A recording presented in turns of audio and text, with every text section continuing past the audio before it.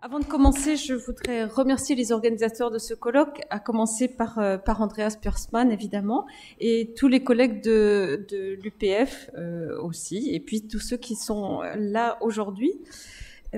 Donc ma position d'analyste, c'est le retour, et puis, bon, puisque j'ai enseigné ici, et je n'ai pas cessé de lire la littérature polynésienne et océanienne. Donc je vais traiter aujourd'hui d'un corpus un petit peu vaste, et donc vous avez une liste impressionnante, je ne vais pas tout expliquer dans le détail. Selon Jacques Rancière, dans Les bords de la fiction, à l'époque moderne, l'opinion dominante voudrait que cet âge soit celui d'une claire séparation. D'un côté, la science des rapports réels, enfin libérée des artifices de la fiction, de l'autre, la littérature et l'art, enfin libérés des servitudes du réel et de son imitation. C'est bien plutôt le contraire qui est vrai, le processus essentiel qui fonde en même temps la littérature et la science sociale moderne, c'est l'abolition de la division qui opposait la rationalité fictionnelle des intrigues à la succession empirique des faits. Ce sera donc mon point de départ théorique facile. Et donc, en laissant le tapage de la scène démocratique aux orateurs pour voyager dans les profondeurs de la société en inventant cette herméneutique du corps social, cette lecture des lois d'un monde et le corps des choses banales et des mots sans importance. C'est encore lui dans la politique de la littérature. Donc cette forme d'analyse critique de la littérature adopte pour lui le principe paradoxal. Pour comprendre les lois d'un monde, il ne faut pas seulement le chercher dans les choses banales, il faut rendre à ces choses banales leur aspect suprasensible, fantasmagorique, pour y voir apparaître l'écriture chiffrée du fonctionnement social. Alors ces rapports entre littérature et politique trouvent évidemment un écho majeur dans la littérature océanienne, écrite par des écrivains qui s'identifient au moins comme polynésiens, on y reviendra, ce dont ne peuvent se targuer un certain nombre d'écrivains entre la deuxième moitié du XIXe siècle et la première moitié du XXe qui ont écrit sur la Polynésie. Le corpus très large donc n'exclut pas d'autres auteurs comme Kere Ulm, Witi Imarea, Célestine Itiura Vaite, Tita Wapeu, donc que j'ai rajouté à ma liste. Le but de cette moisson éclectique, à travers les romans, étant si possible d'entrevoir à quel point la littérature océanienne répond à des préoccupations communes et se situe dans un certain rapport aux politiques. Raconter des histoires, suivre des personnes, que ce soit une mère de famille, un hombo, une jeune fille qui parle aux baleines, un unijambisme cherchant à récupérer sa fille née d'une relation incestueuse, un jeune de Port-Vila, des enfants des quartiers de Papeete, une petite fille dans le cercle de la lune. Les personnages n'existent que sur un fond de tableau situé et signifiant. On se rappelle le stade ultime de la littérature autochtone selon Fanon en 1961. Un grand nombre d'hommes et de femmes qui auparavant n'auraient jamais songé à faire œuvre littéraire ressentent la nécessité de dire leur nation, de composer la phrase qui exprime le peuple, de se faire le porte-parole d'une nouvelle réalité en actes. Comme dans les littératures revendiquées dans la sphère qualifiée de postcoloniale en général, le roman est rarement exempt de toute considération sociétale ou plus généralement politique. Postcolonial est aussi à entendre de façon souple, comme le pensaient Ashcroft, Griffiths et Tiffin, dont je vous ai mis un petit extrait sur le PowerPoint. À l'évidence, cette situation, si on la prend au sens strict, postcoloniale, indépendance et disparition de la référence à une métropole, ne concernerait que le Vanuatu et les Samoa parmi les textes que j'ai choisis. La Nouvelle-Zélande, la Nouvelle-Calédonie, la Polynésie française, Hawaï, se trouvent néanmoins dans une situation de prise de conscience de leurs spécificités originales, fort éloignées de la métropole. Il s'agit d'une forme de littérature aujourd'hui indépendante et dégagée d'une inféodation à une littérature métropole lointaine, si vous me passez ce mauvais jeu de mots. Il est possible d'utiliser certaines propositions des postcolonial studies qui postulent en effet que toute littérature peut être politique dans ce contexte, au sens où les personnages, les situations romanesques, les sous-entendus ou les manifestes idéologiques soulèvent des questions de justice, d'aspiration à l'égalité, à la reconnaissance, etc. Toutes les interrogations actuelles peuvent avoir des ramifications politiques. Pour Nicolas Bancel, en effet, le postcolonialisme est en effet également porteur d'un projet politique. Affirmer que tout est désormais réglé serait évidemment très exagéré. Ce sont bien ces difficultés qui ressortent des romans océaniens écrits par des écrivains autochtones, à commencer par celui de John Dominis Holt, Wayama Summer, en 1976. Et c'est mon point de départ, mais hélas, je n'aurai guère le temps d'entrer dans le détail de chaque texte. En 1977, donc, Pauli-Bouli d'Albert Wendt, qui s'était déjà fait connaître en 1973 avec Songs for the Return Home. Et dans ces romans, comme dans ceux qui vont suivre, la question de la double culture, Maori et Pakeha, est au cœur des interrogations des personnages parce qu'en négociation constante. Donc, vous voyez ici le panorama de ce dont je vais vous parler. Évidemment, c'est un choix que j'ai été obligée de faire. Et donc, ce que l'on va voir, ce sont surtout les manques dans cette liste, puisque dans tous les cas, il s'agit d'une confrontation entre cultures et à propos de la culture. Et de la culture, on passe à la politique véritablement. Donc, cependant, entre 1976 et 2015, on peut se demander si une évolution est perceptible. Bon, pas forcément, nous allons le voir. En tous les cas, les problèmes qui sont évoqués, ce sont des problèmes engendrés par des décisions politiques dans lesquelles les personnages ne sont pas directement acteurs, ou pas toujours directement acteurs. C'est là le politique, la chose politique qui se conçoit surtout dans le dissensus. La politique, celle des choix dans l'exercice du pouvoir, n'est pourtant pas absente. Peut-être l'une des questions les plus importantes pour les écrivains du triangle polynésien est-elle donc plus ou moins directement celle de la tradition, qui semble si dangereusement mise à mal dans le temps présent par les séquelles des structures de l'Empire ou par l'hybridité des cultures, voire par la mondialisation. Mais au-delà de ces traditions, les questions ou la souffrance des personnages romanesques semblent venir aussi de leur désarroi face à ce qu'ils peuvent espérer transmettre, choix politique s'il en est. Donc d'abord, le politique ou le dissensus, pour Sonia Cabane, dans son étude sur les premiers romans polynésiens en langue anglaise, elle note que beaucoup d'écrivains situent leurs romans dans la conscience de l'actualité.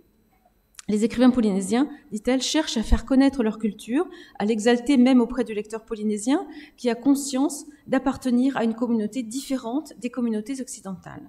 Dans leurs œuvres, le passé ne remonte guère au-delà de la génération des grands-parents et sa fonction est d'amplifier le conflit des générations ou la rapidité de l'évolution de la société. Le présent ne serait donc pas dissociable du passé, c'est une évidence, ce passé auquel on fait face en Océanie.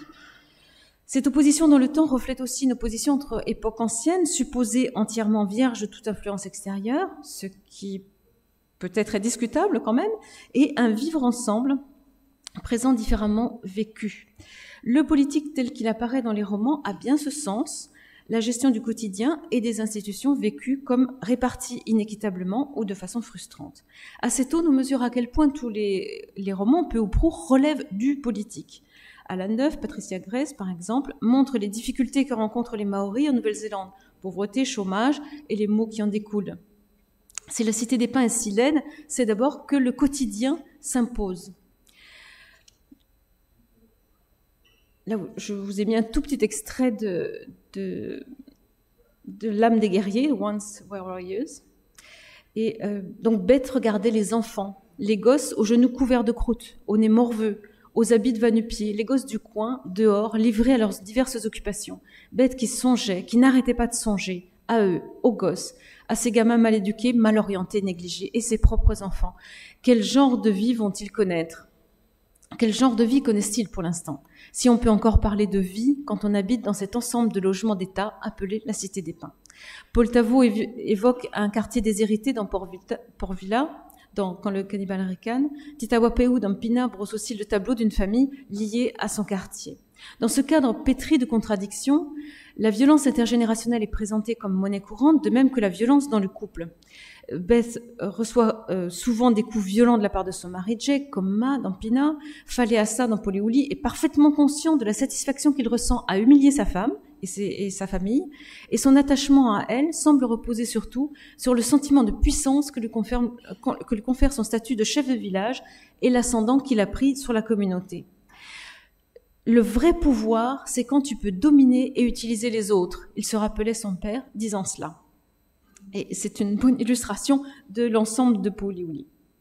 Son propre fils bat sa femme. Dans d'autres textes, l'inceste n'est pas rare, bien sûr, même si dans les enfants de Ngaroa, Roa surmonte le jugement de sa famille et entend récupérer sa fille née d'un rapport consenti avec sa demi-sœur. Le viol, peut-être incestueux, infligé à la toute jeune fille qu'est Grace dans L'âme de guerrier, la pousse au suicide, de même que Pina, dans le roman de Tita Wapau. Derrière cette violence, l'alcool, voire la drogue, révèlent et alourdissent la gravité des difficultés, comme le démontre Paul Tavo. Inutile de détailler plus avant ces problématiques sociétales qui constituent le fond de nombre de ces romans, comme autant d'indices de désorganisation politique dont les plus faibles font les frais. Pour constater que la fiction donc, relève du politique au sens le plus large, celui que Platon définissait comme indissociable de la nature collective de l'homme. On peut estimer qu'évoquer ces sujets de dissensus brise le rêve des îles, verse dans le misérabilisme, au risque de stigmatiser une communauté autochtone qui serait, je mets tous les conditionnels possibles, particulièrement incline par nature. On a reproché en particulier à Anne Neuf de porter une accusation contre les Maoris en les accusant de ne pas réagir devant une forme de déchéance et de ne pas se donner les moyens de vivre autrement. Mais il ne faut évidemment pas sous-estimer les conditions socio-économiques qui déterminent ce genre de fonctionnement politique plus que tout autre facteur. Somme toute, propose encore Rancière, les différents titres à gouverner se ramènent en définitive à deux grands titres. Le premier renvoie la société à l'ordre de la filiation humaine et divine, c'est le pouvoir de la naissance. Le second renvoie la société au principe vital de ses activités, c'est le pouvoir de la richesse. Le politique existe comme déviation par rapport à cette évolution normale des choses. Alors, le problème majeur est justement que quand la politique ne régule pas ces inégalités de fortune, si tant est que l'on accepte cette conception très capitaliste de l'histoire des sociétés, mais l'accentue, voire y fait fond pour établir une plutocratie. C'est ce que soulignent la plupart des romans, et en ce sens, voilà. Donc la naissance est autochtone, en effet, la richesse a été fabriquée par les étrangers, la richesse monnayée, hein, et la politique est allée dans ce sens au lieu de restaurer le lien entre le peuple et son mode de gouvernement. À lui. Hein. Donc l'analphabétisme, l'inadaptation d'un système scolaire taillé peut-être sous d'autres cieux, dont Jane Anderson a parlé hier, le coquillage mistigris resté dans la main du dernier à avoir parlé une langue proscrite à l'école ou un dialecte en France, en métropole, une maîtrise parfois incertaine de la langue française ou anglaise sont encore d'autres sources de gêne ou d'humiliation sociale nées d'une politique linguistique plaquée sur des territoires. Car l'autre fracture, donc, qui semble profondément scinder la population en deux groupes de frères ennemis, est en effet la généalogie et les origines, Maori ou Pakea, ou Papalangui, ou Popa en Polynésie.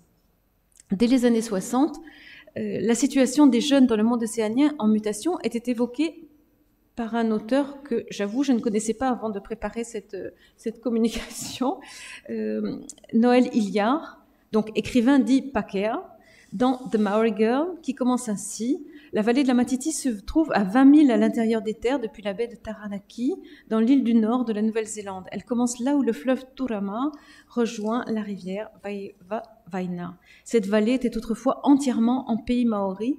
Maintenant, les Maoris ne sont plus installés que sur les parcelles pauvres du haut de la vallée. La meilleure part des terres d'élevage pour les vaches appartient aux Pakea et chaque pouce de la terre maori occupée leur est hypothéqué. Note de bas de page, Pakea, personne blanche. Alors, il inaugure ainsi les romans de la dépossession économique, politique, culturelle, et l'histoire se lit dans l'évolution aussi des romans en 50 ans, puisque si le roman innovait en se consacrant à une jeune femme maori et en expliquant la spoliation des terres, hein, c'est le tout début du roman, dont les noms pourtant signent l'appartenance autochtone, le mot Pakea, donc dénomination émanant ici des Maoris, méritait alors, à cette époque-là, une note explicative dans les années 60. Ce qui montre dans le même temps les questions de réception, puisque ce texte s'adressait manifestement au Pakea, donc de public, et toutes les complexités de la langue d'écriture. La langue elle-même est un terrain d'enjeu pour les cultures, évidemment. Les mots en hawaïen, en tahitien, en samoan, en paeshi parcourent tous ces textes. Le malentendu entre les cultures, les signes et codes différemment interprétés sous-tendent aussi beaucoup de ces textes, comme la Vaïnepopa d'Ambo, violée, mais comme le suggère le texte, par suite d'un malentendu culturel, et qui retourne chez elle avec ses rêves perdus, pendant que ses violeurs vont en prison, sans comprendre pourquoi. Le comportement de l'une et des autres étant interprété à tort en vertu de schémas culturels différents. Les écrivains eux-mêmes sont souvent partagés, d'ailleurs, entre les deux communautés. John Dominic Holt, chef de file de la Renaissance maori à Hawaï et d'origine demi à Pahaole en hawaïen. Alan Duff, né de mère maori de père Pakea. Sia Figiel a une double ascendance samoane-américaine. Partessa Grace, moitié maori, moitié britannique. On le trouve dans la présentation de leur biographie, donc il ne leur renie pas. Chantal Spitz et Albert Wendt doivent aussi compter quelques visiteurs extérieurs dans leur arbre généalogique. Si les questions de culture travaillent leur œuvre, c'est bien aussi parce que cette ligne de démarcation passe à l'intérieur d'eux-mêmes. La question est donc bien aussi dans quelle langue écrire et d'où venons-nous, qui sommes-nous. Je laisse le reste pour la suite. Il semble d'une certaine façon plus facile de se situer d'un côté ou de l'autre. Et voilà, les différences hostiles, a priori hostiles, donc de milieu, sont posées dès les premières pages de l'âme des guerriers, que je vous laisse lire. Hein, un salopard, ça c'est le premier mot de l'âme des guerriers. D'un côté, donc, les pauvres de la cité des pins, de l'autre, les nantis. Sa fille se suicide en se pendant à une branche de ces grands arbres qui séparent les deux mondes, donnant à penser au lecteur que son viol est aussi le fruit de cette situation sociale déséquilibrée. Même si l'antagonisme n'est pas nécessairement violent, il est une des composantes visibles de la différence de situation. Le lecteur est conduit à imputer les difficultés de la vie des insulaires à cette situation de fait et donc pas de droit colonial. Mais le discours du grand chef Tetuapea, à la fin de l'âme des guerriers, contredit cette fatalité de la dépossession. Et vous avez une petite citation là. Ce discours, responsabilité et nouveau départ, n'est évidemment pas toujours bien reçu, mais c'est un véritable discours de renouveau politique qui clôt le roman sur le constat qu'il est impossible de faire nation sans accepter la pluralité, à condition évidemment que les deux parties soient également respectées. Albert Wendt notait dans Guardian and Words en 2004, le Palangui était maintenant vu comme un exploiteur qui utiliserait tous les moyens pour obtenir satisfaction. Territoire, copra et suprématie politique. L'expression Fia Papalagi, vouloir être comme un Européen, entra dans le langage samoan comme une insulte ou comme un terme de dérision. Albert Wendt, dans Sons for the Return Home, et dans Le baiser de la mangue également, comme dans d'autres, mettait déjà en scène des personnages allant et venant entre Samoa et la Nouvelle-Zélande, obligés de s'adapter et de retrouver des repères et des compromis d'un côté et de l'autre. Dans les deux cas d'ailleurs, une femme restant sur place sert de référence témoin, en quelque sorte, de la civilisation samoane, aussi peu altérée que possible, loin des transformations éprouvées dans le monde des Blancs. Sia Figiel évoque de même le désarroi de ces différences dans L'île sous la lune. Dans Vainmea Summer, le jeune garçon venant passer des vacances dans la branche autochtone de sa famille mesure le dépaysement qui bouleverse ses habitudes. L'exploitation peut aussi donc être mutuelle. Dans Les yeux volés, les médecins subtilisent les yeux d'un bébé mort-né maori. Et les enfants de Garoua entreprennent d'exploiter sans la moindre hésitation, grâce à Internet et à leur profit, l'envie de certains touristes d'être les premiers à voir se lever le soleil de l'an 2000. Donc ces rapports distants ou conflictuels sont des sujets parfois pratiquement marginaux, mais le plus souvent ils deviennent une thématique essentielle. Comment vivre ensemble, donc, quand la démarcation socio-économique épouse traîtreusement les différences de culture entre deux peuples qui ont signé, l'un à son avantage, l'autre à son détriment, le traité de Waitangi. Alors la politique elle-même peut aussi se montrer dans l'exercice du pouvoir. Le problème alors ne concerne pas la validité morale ou politique du message transmis par le dispositif représentatif, il concerne ce dispositif lui-même. Plusieurs romans s'expriment très clairement sur le sens politique à comprendre, sans avoir même besoin de consentir de gros efforts d'interprétation. Sonia Lacabane fait observer la formation donc des écrivains en prise directe avec la culture, je l'ai mentionné, avec l'actualité. Il est entendu que dans les littératures nées dans un contexte de contact culturel, voire de domination ou de réaction à une acculturation imprévue et non choisie, Lorsque l'histoire, à un brusque carrefour, a imposé à la population locale de se dissimuler ou de disparaître, la littérature se trouve presque toujours comporter donc une dimension historique. Et il apparaît que l'expression biographique dans le roman sont à même de créer ou de présenter des personnages emblématiques donc, de cette conception du monde. La première, sans doute, à avoir pris pour objet un véritable problème politique, on en parlait hier, c'est bien Chantal Spitz dans L'île des rêves écrasés en 91, car l'enjeu était bien celui de la terre, de sa possession ancestrale, et d'emblée, la politique était l'objet du roman. Quant au roman de Paul Tavot, Quand le cannibale ricane, le préambule que vous avez ici montre le questionnement. Pourquoi sors-tu les vieux dossiers? Tu sais que les gens n'ont pas besoin d'entendre les besoins du passé, hein, la colonisation. Si tu veux parler ou écrire, fais-les rêver. Je te le dis et je le répète, la colonisation n'est pas un bon sujet. Et s'il te plaît, change ce style direct, limite agressif. En écho, Titaouapéou, donc évidemment il fait exactement le contraire. Titaouapéou insère dans son roman Pina des réflexions métadiscursives, supposées écrites sous la plume de l'un des personnages, Popa, pour distraire de leur interprétation comme d'une manière, à la manière d'incursion d'auteur. En fait, voilà le fond du problème, car il y a bien un problème. Français moyen, tu viens parler de nous sans même nous connaître, et ce que j'ai pu comprendre de tout ça, de ces gens, c'est que personne ne sera jamais une passerelle. Donc, même si Titaouapéou place cette tirade dans la bouche d'un visiteur amoureux d'une Tahitienne, le message au lecteur est clair. Alors, on ne sait pas trop quel lecteur, mais enfin, là, je pense que les lecteurs sont devenus les lecteurs tahitiens, instaurant une frontière à l'intérieur du texte même dans le lectorat du roman. Paul Tavot continue. Donc, vous avez Yam et Will qui échangent. Ferme-la. Est-ce que c'est Will qui va écrire ou est-ce que c'est Yam? Will, c'est toi, Yam. C'est le rôle que tu es censé jouer. Moi, j'incarne la voix de tout le monde, celle de la norme. Donc, cette voix est essentiellement discordante, fondamentalement aphone, puisqu'elle ne se nourrit que d'illusions. Par contre, toi, Yam, tu es censé incarner la révolte, l'insoumission au système, la déconstruction des idéologies dominantes, des institutions révélées qui maintiennent le peuple dans la léthargie. Négliger de traiter la colonisation en situation d'infériorité est presque un délit grave, pour ne pas dire un crime. Tout est là. Alors, Yam assume le récit, tandis que Will, alors I am peut-être, ou I will, mais le héros est William Mea Culpa, justement, qui plus est, le personnage de l'histoire. Cette répartition des rôles, Will, Yam, en deux parts complémentaires, permet là aussi de garder une voix analytique et décalée qui souligne dès les premières pages la construction du sens et le mode de lecture préconisé.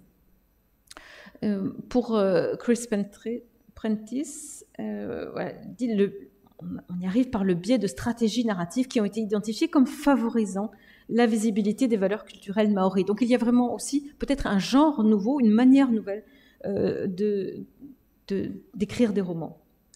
Entre les premiers romans polynésiens les plus récents, la tendance serait-elle à un soulignement de plus en plus manifeste du sens politique à lire dans la fiction et un changement peut-être de lectorat. En tout cas, le mobile politique du récit peut s'avérer évident. On le voit dans Albert Wenz, par exemple.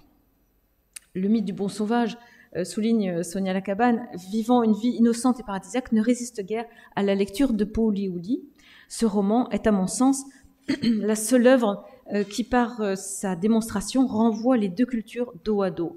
Albert Wenz a su expulser toute trace de nostalgie dans son roman. Alors, en deux mots, ce qui se passe dans ce roman, c'est que vous avez un chef traditionnel, Faliasa Osovae, 76 ans, qui un jour décide de simuler la folie pour échapper sur le tard au poids du rôle qu'il a joué et construit toute sa vie, chef de famille, chef de clan, qui a toujours dirigé sa communauté avec une grande autorité, jusqu'à ce qu'il décide en quelque sorte de se mettre à la retraite en favorisant l'un de ses fils.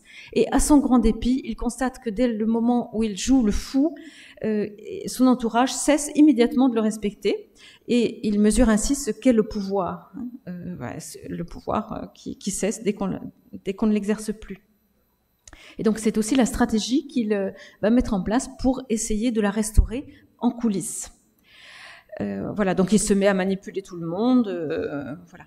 par tous les moyens, dénonciations calomnieuses, voilà, il se débarrasse de ses rivaux, il fait chanter les uns, fuir les autres. Le député qu'il a contribué à faire élire s'aperçoit qu'il n'est qu'une marionnette entre ses mains, donc avec toutes sortes de moyens, et il attise les jalousies et sème la discorde. Donc en fait, il montre la face sombre du pouvoir. Donc en fait, il montre à tout le monde aussi comment il a utilisé la foi, les mythes traditionnels comme artifice culturel commode et en fait pour jouer des simagrées à cet égard. Donc dans ce roman qui met au jour tous les artifices du pouvoir, Albert Owen se concentre sur la communauté samoane et les blancs qu'ils croisent quand même sont en fait externes. Mais tout le roman est un exercice de mémoire et une réflexion sur les compromissions de l'action politique. Le pouvoir traditionnel n'en sort nullement magnifié et voilà, ce texte n'est pas traduit, mais cela pose aussi question. En aucun cas, cependant, on ne pense à ce village comme à une société froide, figée dans le souvenir de ses traditions. Donc j'en arrive rapidement à ma dernière partie. Donc en citant l'un à côté de l'autre deux entretiens au questionnaire, celui de Chantal Spitz et celui de Patricia Grace. Et ils vont en fait dans le sens inverse. En français, on peut être polynésien de souche, de cœur, d'adoption. Tahitien, on ne peut être maori que par naissance, filiation. Aucun étranger, quel qu'il soit, ne sera dit maori. Alors on assiste à des délires identitaires, polynésiens de cœur, polynésiens d'adoption, le pire étant quand même demi. Ces déclarations hautement politiques de Chantal Spitz s'affirment de plus en plus, semble-t-il, et s'aiguisent d'une certaine façon. Donc Patricia Grace professe l'inverse. Je suis d'accord avec les définitions que donne Witi Ihimaera d'un écrivain maori. Ce sont des gens avec une généalogie maori qui s'identifient comme maori et des gens qui sont acceptés comme maori. Sa définition est culturellement correcte parce que cela fait partie de notre culture d'être inclusif et que cela fait partie de notre culture de dire qui nous sommes. Le numéro 15 de Littéra Maori dont Flora parlait hier était en effet consacré à littérature et politique, mais il était alors assez mince. Nombre de romans traitent de cette filiation problématique pour y trouver des raisons d'exister, comme 10 minutes. C'est parfait, je vais parler de plus en plus vite. Donc, pour Titawapéou, la question est déplacée. Ça ne regarde que moi, ça regarde le rapport que j'ai avec mon pays, ses langues et ses coutumes. C'est quand même incroyable, disait-elle donc, dans un entretien, qu'il faille aujourd'hui toujours s'excuser, presque se repentir.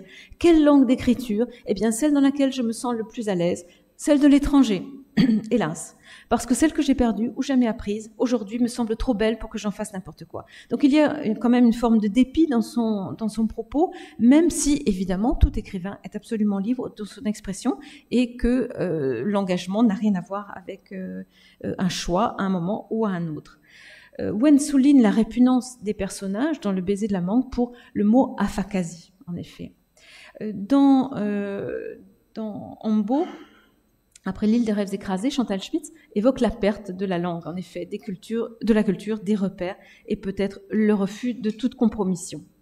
Je suis ici devant toi, porteur de mémoire, dit-elle, pour que tu les mêles aux miennes, pour qu'à mon tour je les mêle aux siennes. Je suis ici devant toi pour enfin réconcilier nos mémoires. Les mémoires ne se réconcilient pas, Mahine et mon fils. Elles sont le chant de l'âme. Tu as dispersé toutes tes mémoires, celles d'hier, celles de demain, et ce petit est le fils de tous tes oublis. Alors, dans cette configuration océanienne, deux paradigmes donc coexistent. Le monde dit traditionnel, évidemment, le monde dit moderne, mondialisé, et postcolonial, comme deux objets célestes qui alternent entre attraction et répugnance. Donc bien des choses héritées, et ça c'est Holt qui l'écrit dans Waimea Summer. Bien des choses étranges se passaient dans les familles hawaïennes où le mélange du sang et de l'héritage divisait les gens en deux, les poussant à leur grand désarroi à combiner la défiance et l'acceptation des anciennes croyances. Cela lui sembla certainement vrai en ce qui concernait Fred, après quelques jours passés à l'observer dans son contexte indigène. Donc le roman date de 1976, je vous le rappelle. Donc les romans posent évidemment les questions de la tradition, de la mémoire altérée, voire oblitérée. Les récits mythologiques ne sont pas absents, mais peut-être moins fréquents. Mais ils apparaissent en filigrane, et parfois sous forme de pastiches dans Pauli-Ouli. Ils forment donc plutôt le fond diffus des intrigues et des situations du quotidien. Cependant, la question donc est aussi la question de l'héritage. Comment garder intact? Enfin, en réalité, c'est impossible, ce qui entraîne donc un certain désarroi, la conscience douloureuse d'une perte.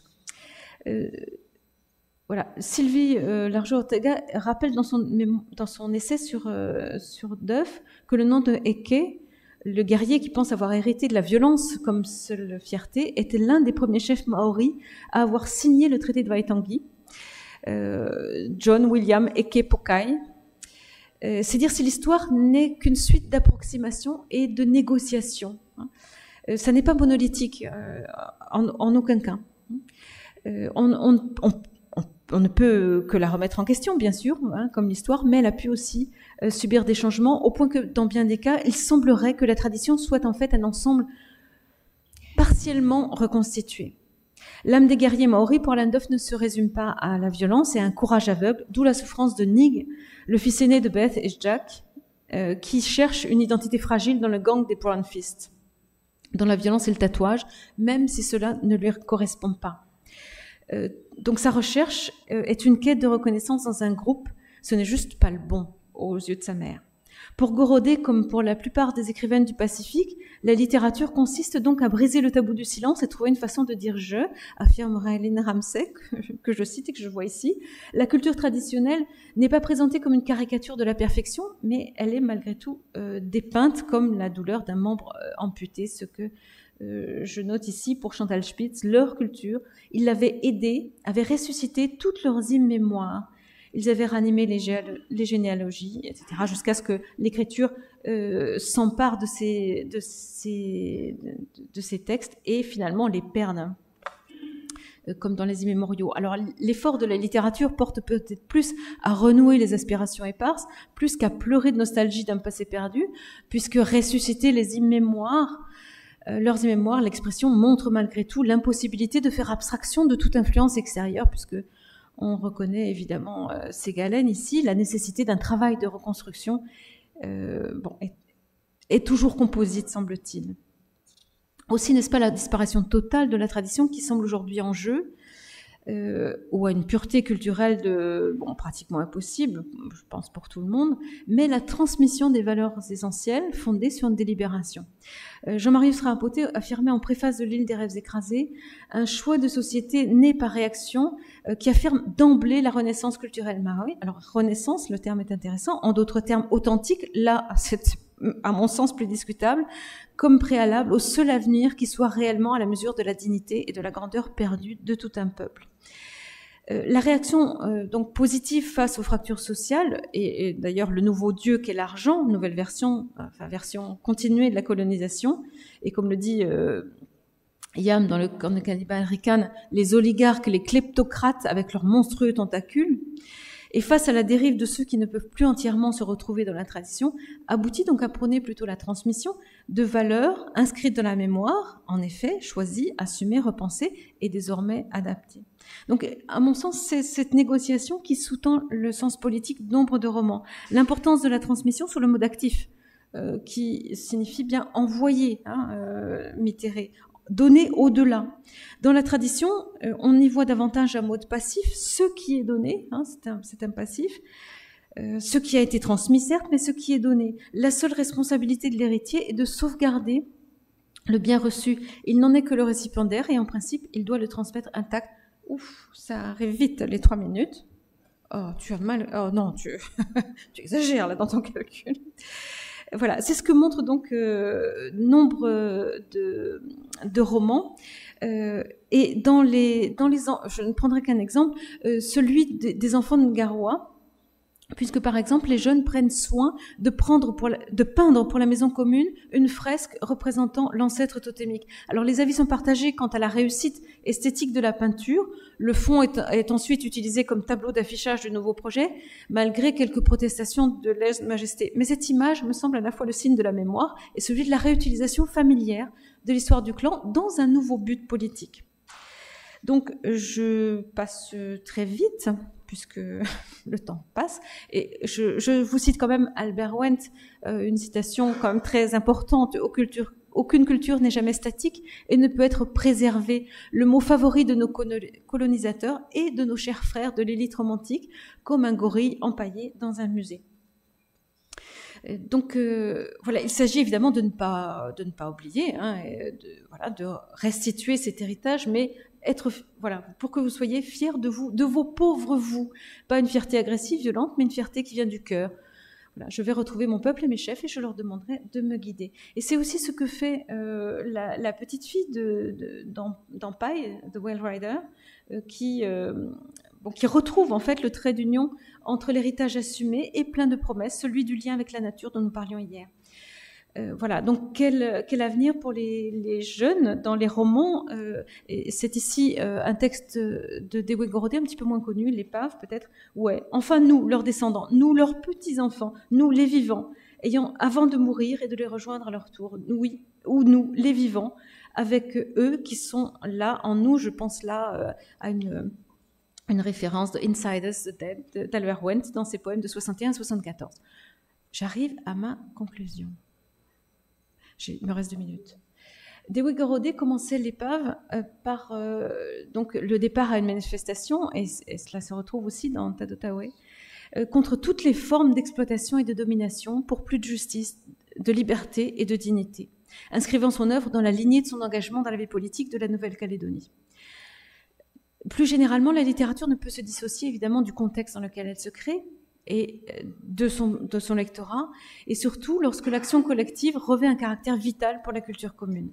Paradoxalement, donc, on peut opposer l'action du démos à celui de l'oklos, entre le pouvoir du peuple et le rassemblement turbulent des turbulences individuelles, pour reprendre une dernière fois un terme de Rancière. Sans vouloir nécessairement faire la révolution, dans les années 70, depuis les années 70, les romans océaniens s'investissent indéniablement dans la lutte pour la reconnaissance et le droit à la transmission. Alors avec des variations finalement qui ne correspondent pas à une évolution vraiment régulière entre les années 70 et maintenant, mais peut-être le message est-il plus direct aujourd'hui, plus appuyé, ce qui prouve peut-être aussi un changement de paradigme. Peut-être donc dans une nouvelle conception de l'Océanie, à la manière dont Epeli Aufa l'a définie, nous sommes la mer, nous sommes l'océan, nous devons nous éveiller à cette vérité ancienne et l'utiliser ensemble pour renverser toutes les vœux hégémoniques qui visent finalement à nous confiner à nouveau, physiquement et psychologiquement, dans les espaces minuscules que nous nous sommes battus pour refuser comme les seuls lieux qui nous seraient désignés et dont nous nous sommes récemment libérés. Nous ne devons permettre à personne de nous rabaisser à nouveau et de nous priver de notre liberté. Et je vous remercie.